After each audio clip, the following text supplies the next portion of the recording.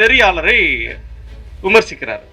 அது என்ன விமர்சிக்கிறார்னா, ரொம்ப கொச்சையாக பல்லுபடாம அப்படின்னு ஒரு சொல். திருவான்மியூர்ல ஒரு கோயில் பக்தி மார்க்கம் அதிகமா இருக்குன்னு சொல்றீங்களே, ஒரு கோயில் வாசல்ல நின்று அவர் சொல்றாரு, நீங்க பல்லுபடாம அப்படின்னு சொல்றாரு. அதை 2-3 வார்த்தை அழுத்தம் திருத்தமா சொல்றாரு.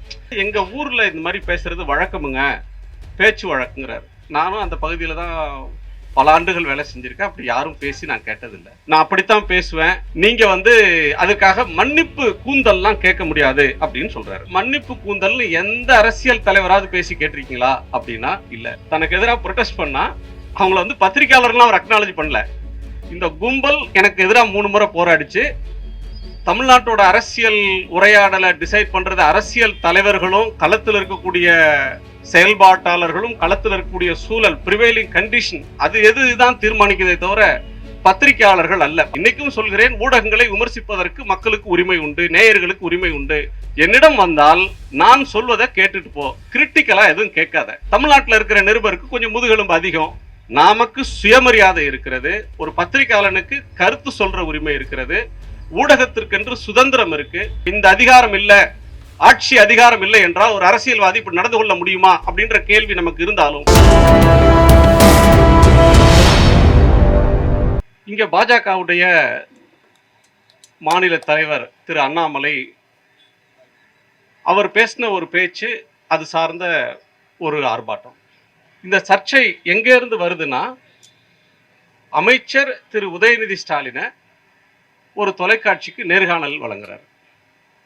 பொதுவா நம்ம ஊர்ல அரசியல் உரையாடல் அப்படின்றது எங்க இருக்குன்னா, கலைஞர் கருணாநிதி அவர்கள் ஒரு பேட்டி தர்றாங்க அப்படின்னா அதற்கு செல்வி ஜெயலலிதா அவர்கள் எதிர்வினையாற்றுவாங்க. அவருடைய பேட்டி, அவருடைய கண்டனம், அவருடைய கருத்துக்கு வலிமையான எதிர்ப்பை எதிர்க்கட்சி தலைவர் காட்டுவாங்க. திரு எடப்பாடி பழனிசாமி அவர்கள் ஒரு கருத்து சொல்றாருன்னா அதற்கு எதிராக திரு மு.க. ஸ்டாலின் அவர்கள் மறு பேச்ச, மறு கண்டனத்தை தெரிவிப்பார். அது அவங்க அரசியல் தலைவர்களுக்கு இடையில் நடக்கிற அரசியல் உரையாடல், ஒரு பொலிட்டிக்கல் டிஸ்கோர்ஸ். இந்த பேட்டியை திரு அண்ணாமலை எப்படி கொச்சைப்படுத்தினார் அப்படின்னு சொன்னா, பேட்டி தந்த அரசியல் தலைவரை விட்டுட்டாரு, பேட்டியில் சொல்லப்பட்ட கருத்து மேல அவர் மாற்று கருத்து சொல்லல. மாறாக யார் பேட்டி எடுத்தாங்களோ அந்த நெறியாளரை விமர்சிக்கிறார். அது என்ன விமர்சிக்கிறார்னா, ரொம்ப கொச்சையாக பல்லுபடாம அப்படின்னு ஒரு சொல். இன்னும் இவ்வளவு கேவலமா சொல்றாரு. பொது வாழ்க்கையில் இப்படிலாம் பேச மாட்டாங்களே.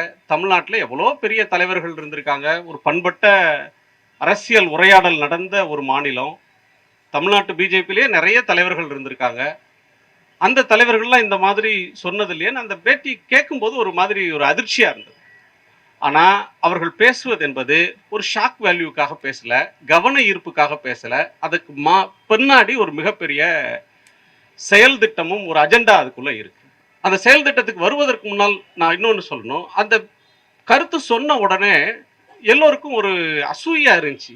இப்படி ஒரு பொது வாழ்க்கையில் இருக்கிற ஒரு ஆள் ஒரு மைக் பிடிச்சு, அது ஒரு கோயில் வாசல்ல, திருவான்மியூர்ல ஒரு கோயில் பக்தி மார்க்கம் அதிகமா இருக்குன்னு சொல்றீங்களே, ஒரு கோயில் வாசல்ல நின்று அவர் சொல்றாரு, நீங்க பல்லுபடாம அப்படின்னு சொல்றாரு. அதை 2-3 வார்த்தை அழுத்தம் திருத்தமா சொல்றாரு. தற்செயலா ஒரு ஃப்ளோல சொன்னது கூட இல்லை.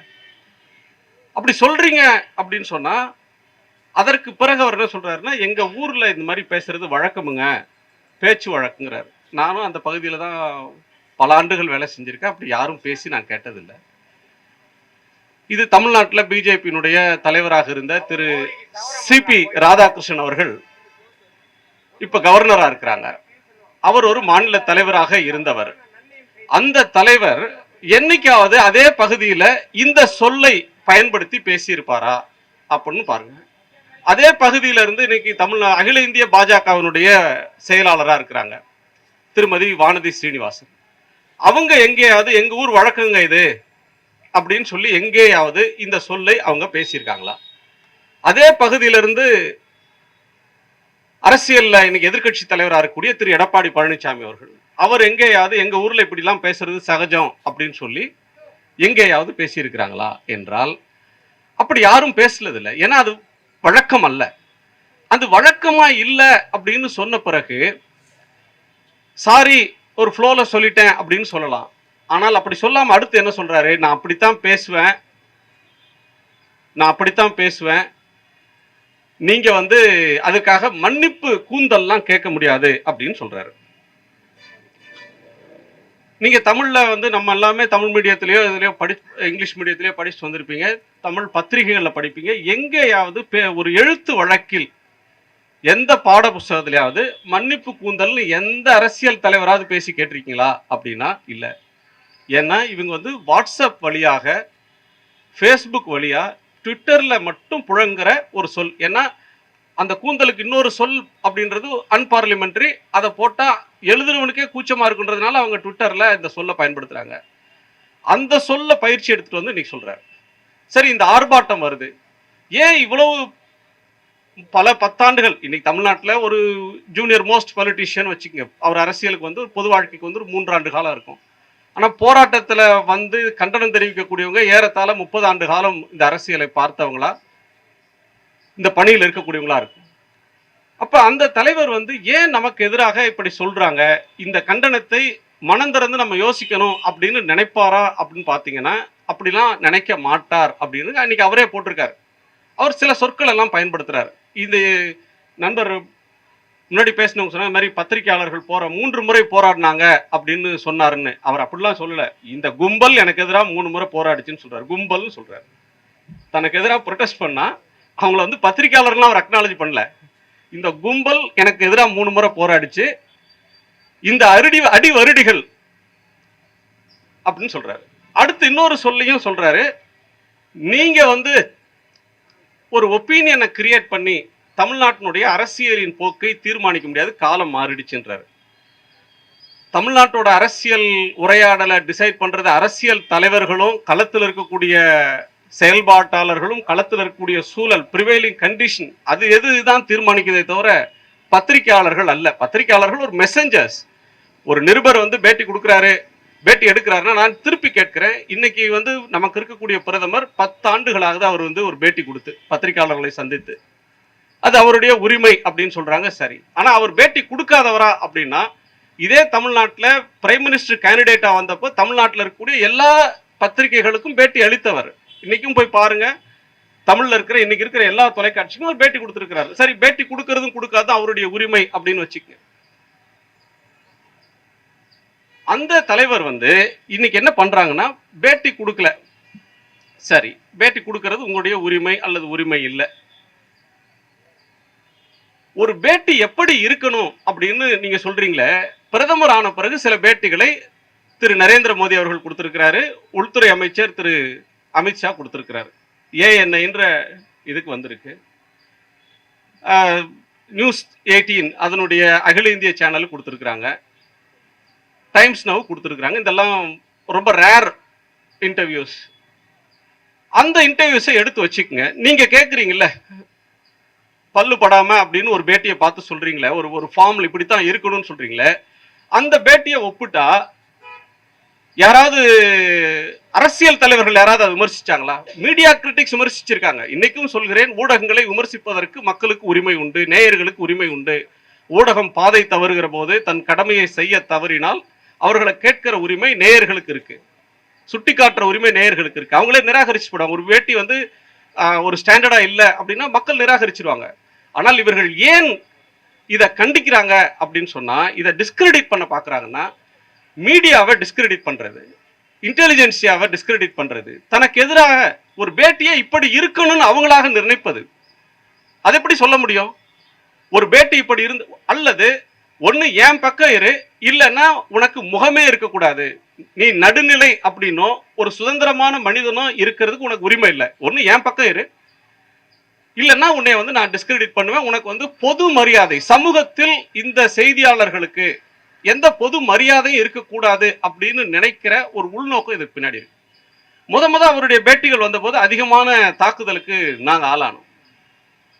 யாராவது போய் எந்த பேட்டியாவது கேட்டாங்கன்னா உடனே என்ன பண்ணுவாருன்னா, கோபாலபுரம் மீடியா, உங்க குடும்ப தொலைக்காட்சி அப்படின்னு ஆரம்பிச்சு சன் டிவியை விமர்சிப்பாரு. ஏன் தொடர்ச்சியா எந்த பேட்டிக்கு போனாலும் யார் என்ன கேள்வி கேட்டாலும் பேசிட்டு இருந்தாரு. ஒரு நாள் தேனியில ஒரு சம்பவம், ஒரு 10 நிமிஷம் பேட்டியில 5 நிமிடம் திட்டியிருந்தார் ஊடகங்களை. இப்போ எங்க நிருபரை கூப்பிட்டு கேட்டேன், என்னப்பா நீ கேள்வி கேட்டீங்க, என்ன அது இஷ்யூன்னு கேட்டேன். சார் நான் எந்த கேள்வியுமே கேட்டது தந்தி டிவி நிருபர், ஆனா சன் டிவியை திட்டினார் சார் அவர் அப்படின்னாரு.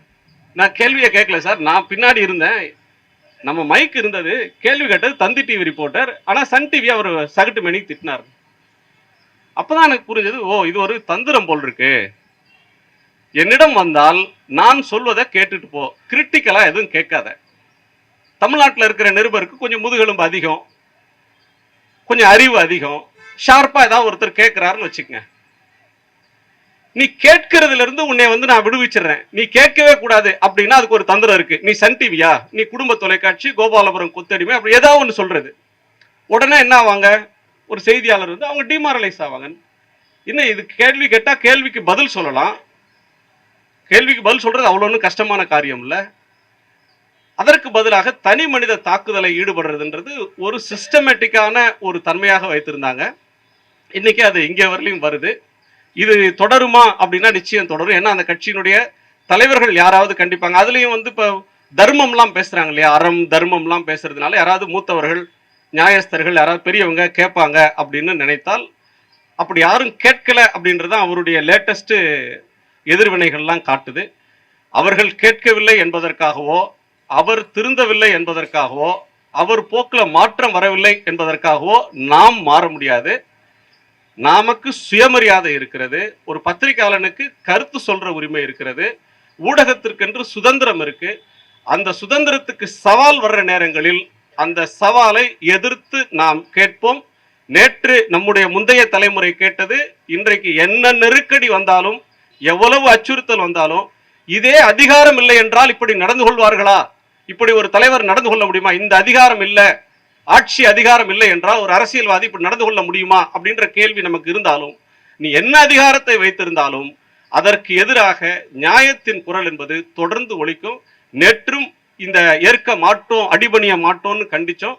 இந்த அநாகரிகம் என்பது தமிழ்நாட்டில் அரசியல்ல மைய நீரோட்டத்தில் இருக்கக்கூடாது அப்படின்றதான் நம்முடைய கவலை. தனி மனிதர்கள் மீது நமக்கு எந்த பெரிய வருத்தமும் கோபமும் இல்லை.